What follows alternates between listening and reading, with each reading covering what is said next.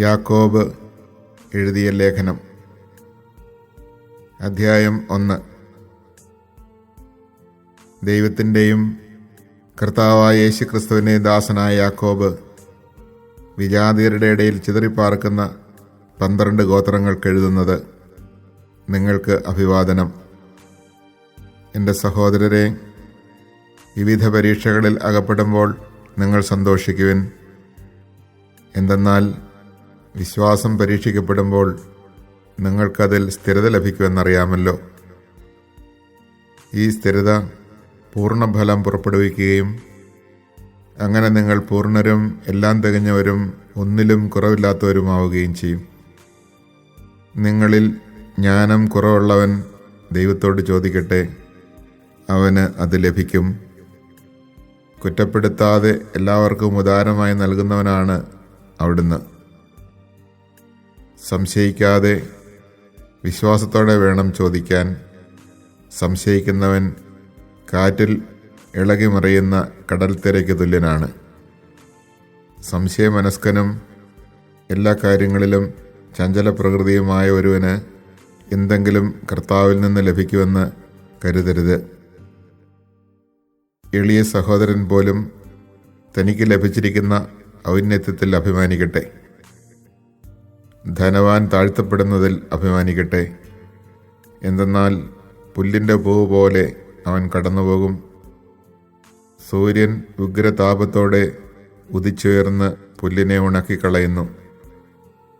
അതിൻ്റെ പൂവ് കൊഴിഞ്ഞു വീഴുന്നു, സൗന്ദര്യം അസ്തമിക്കുകയും ചെയ്യുന്നു. ഇപ്രകാരം ധനികനും തൻ്റെ ഉദ്യമങ്ങൾക്കിടയ്ക്ക് മങ്ങി മറഞ്ഞു പോകും. പരീക്ഷകൾ ക്ഷമയോടെ സഹിക്കുന്നവൻ ഭാഗ്യവാൻ.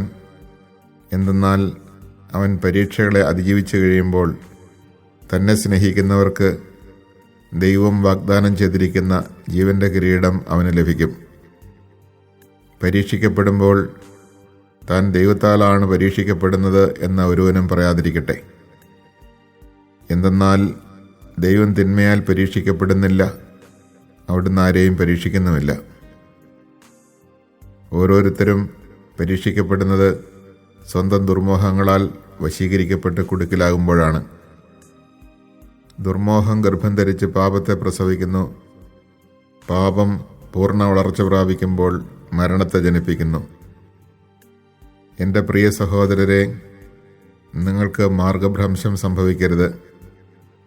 ഉത്തമവും പൂർണ്ണവുമായ എല്ലാ ദാനങ്ങളും ഉന്നതത്തിൽ നിന്ന് മാറ്റമോ മാറ്റത്തിൻ്റെ നിഴലോ ഇല്ലാത്ത പ്രകാശങ്ങളുടെ പിതാവിൽ നിന്ന് വരുന്നു.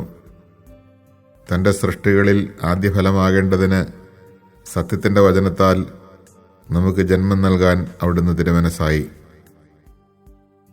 എൻ്റെ പ്രിയ സഹോദരരെ, ഓർമ്മിക്കുവിൻ.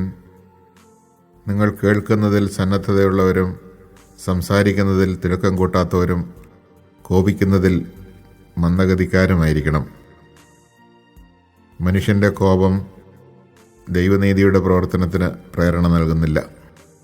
ആകയാൽ എല്ലാ അശുദ്ധിയും വർദ്ധിച്ചു വരുന്ന തിന്മയും ഉപേക്ഷിച്ച് നിങ്ങളിൽ പാകിയിരിക്കുന്നതും നിങ്ങളുടെ ആത്മാക്കളെ രക്ഷിക്കുവാൻ കഴിവുള്ളതുമായ വചനത്തെ വിനയപൂർവ്വം സ്വീകരിക്കുവിൻ. നിങ്ങൾ വചനം കേൾക്കുക മാത്രം ചെയ്യുന്ന ആത്മവഞ്ചകരാകാതെ അത് അനുവർത്തിക്കുന്നവരുമായിരിക്കുവിൻ. വചനം കേൾക്കുകയും അത് അനുവർത്തിക്കാതിരിക്കുകയും ചെയ്യുന്നവൻ തൻ്റെ മുഖം കണ്ണാടിയിൽ കാണുന്ന മനുഷ്യന് സദൃശനാണ്. അവൻ തന്നെ നോക്കിയിട്ട് കടന്നു പോകുന്നു, താൻ എങ്ങനെ ഇരിക്കുന്നുവെന്ന് ഉടൻ തന്നെ വിസ്മരിക്കുകയും ചെയ്യുന്നു. കേട്ടത് മറക്കുന്നവനല്ല, പ്രവർത്തിക്കുന്നവനാണ് പൂർണ്ണമായ നിയമത്തെ, അതായത് സ്വാതന്ത്ര്യത്തിൻ്റെ നിയമത്തെ സൂക്ഷ്മമായി ഗ്രഹിക്കുകയും അതിലുറച്ചു നിൽക്കുകയും ചെയ്യുക. തൻ്റെ പ്രവൃത്തികളിൽ അവൻ അനുഗ്രഹീതനാകും.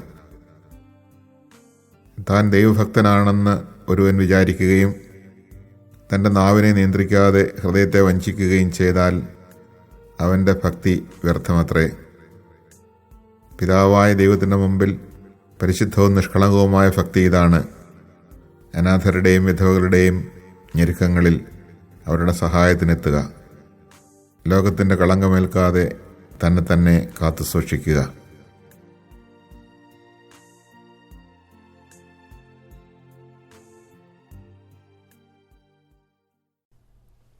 James chapter 1. James, a slave of God and of the Lord Jesus Christ, to the 12 tribes in the dispersion, greetings. Consider it all joy, my brothers, when you encounter various trials, for you know that the testing of your faith produces perseverance. And let perseverance be perfect, so that you may be perfect and complete, lacking in nothing. But if any of you lacks wisdom, he should ask God, who gives to all generously and ungrudgingly, and he will be given it. But he should ask in faith, not doubting. For the one who doubts is like a wave of the sea that is driven and tossed about by the wind. For that person must not suppose that he will receive anything from the Lord, since he is a man of two minds, unstable in all his ways. The brother in lowly circumstances should take pride in his high standing, and the rich one in his lowliness, for he will pass away like the flower of the field. For the sun comes up with its scorching heat and dries up the grass, its flower droops, and the beauty of its appearance vanishes. So will the rich person fade away in the midst of his pursuits. Blessed is the man who perseveres in temptation, for when he has been proved, he will receive the crown of life that he promised to those who love him. No one experiencing temptation should say, I am being tempted by God, for God is not subject to temptation to evil, and he himself tempts no one. Rather, each person is tempted when he is lured and enticed by his own desire. Then desire conceives and brings forth sin, and when sin reaches maturity, it gives birth to death. Do not be deceived, my beloved brothers. All good giving and every perfect gift is from above, coming down from the Father of lights, with whom there is no alteration or shadow caused by change. He willed to give us birth by the word of truth, that we may be a kind of first fruits of his creatures. Know this, my dear brothers, everyone should be quick to hear, slow to speak, slow to wrath, for the wrath of a man does not accomplish the righteousness of God. Therefore put away all filth and evil excess, and humbly welcome the word that has been planted in you, and is able to save your souls.